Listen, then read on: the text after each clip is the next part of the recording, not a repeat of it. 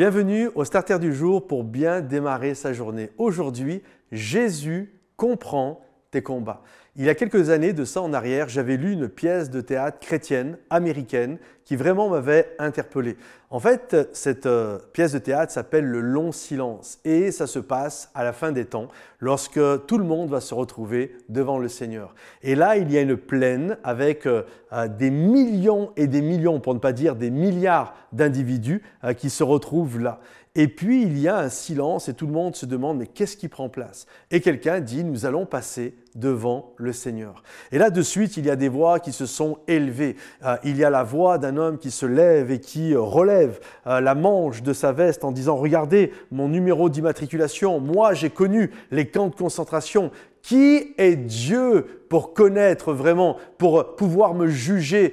Qui est-il pour me juger alors que moi j'ai vécu des choses terribles? Là, il y a une jeune fille qui se lève et qui commence à dire « moi, je suis tombée enceinte très jeune, j'avais une quinzaine d'années et des gens m'ont critiqué, des gens m'ont sali dans mon village et j'ai vécu la misère avec mon enfant, on a été pointé du doigt. Qui est ce Dieu qui ose aujourd'hui me juger ?» Et là, il y a plein de gens qui se mettent à parler. Il y a un homme noir qui montre combien il a été lacéré dans son cou, il a été pendu juste parce qu'il avait été noir. Il dit « mais qui est ce Dieu qui, moi, va me juger alors que j'ai vécu des choses terribles ?» Et là, ils ont décidé de tous se retrouver ensemble et d'établir une liste pour dire « voilà, si Dieu a fait des choses comme ça, vécu ces choses-là, alors oui, il pourra nous dire quelque chose. » Et puis, ils ont commencé à écrire « alors, si un Dieu peut être capable de nous juger, il doit être né dans un peuple qui a connu le racisme. Il doit être né et sa naissance doit être sujet à rumeurs et à problèmes.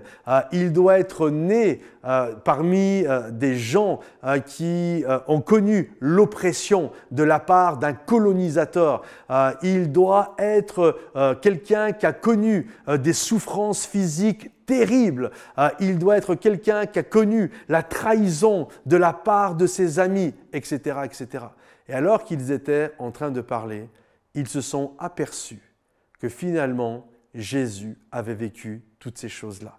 J'aimerais te dire, au-delà de la fin des temps, au-delà de tout, comprends que tout ce que tu vis, Jésus l'a vécu. C'est pourquoi tu peux t'approcher de lui avec sincérité, avec foi, devant le trône de la grâce, comprenant que tout ce que tu vis, les combats pour payer les factures, pour aider peut-être quelqu'un de ta famille, la trahison, l'injustice, toutes ces choses-là, Jésus te comprend parce qu'il l'a vécu. Et c'est ça qui est beau, nous pouvons nous approcher de lui avec assurance, sachant qu'il va comprendre ce que nous vivons.